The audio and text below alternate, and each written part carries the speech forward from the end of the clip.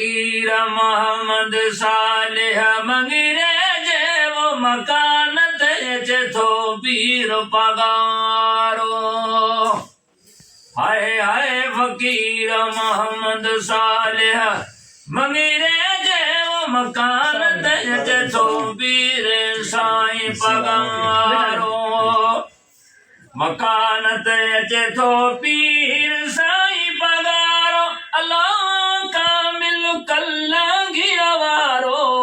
मकान मोहम्मद सालिह जे थो पीर पगारो हाय लाल लक्यारी ईंदो साईं छोर उमर कोट खे रंगींदो साईं लाल लक्यारी ईंदो साईं छोर उमर कोट खे रंगींदो साईं छोर उमर कोट खे रंगींदो साईं अलो सुहिणो सैयद सवारो अचे थो पीर साईं पगारो हाय फकीर मोहम्मद सालिह जे वो मकान अचे थो पीर पगारो मकान ते अचे थो पीर पगारो अल्लाह कामिल कल्लंगी वारो फकीर मोहम्मद सालिह मंगिरे जे वो मकान ते अचे थो पीर साईं पगारो दुआऊं दिल भर ॾींदो इंशाअल्लाह जल्दी हाय दुआऊं दिल भर ॾींदो इंशाअल्लाह जल्दी इंशाअल्लाह जल्दी अल्लाह पुल्लल मुंहिंजो पीर बियारो हाय अचे थो साईं पगारो इंशाअल्लाह खैर सईंदो अल्लाह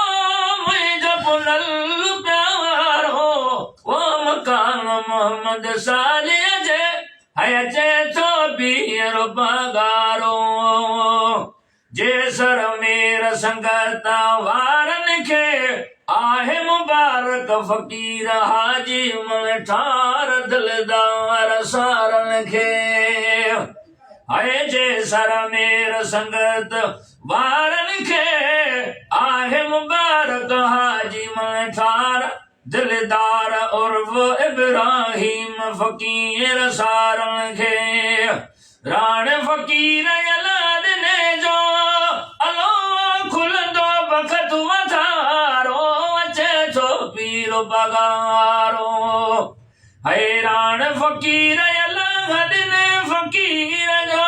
अलो खुलंदो बख़्त वधारो अचे थो पीर पगारो हाय फकीर मोहम्मद सालिह जे मकान ते अचे थो पीर पगारो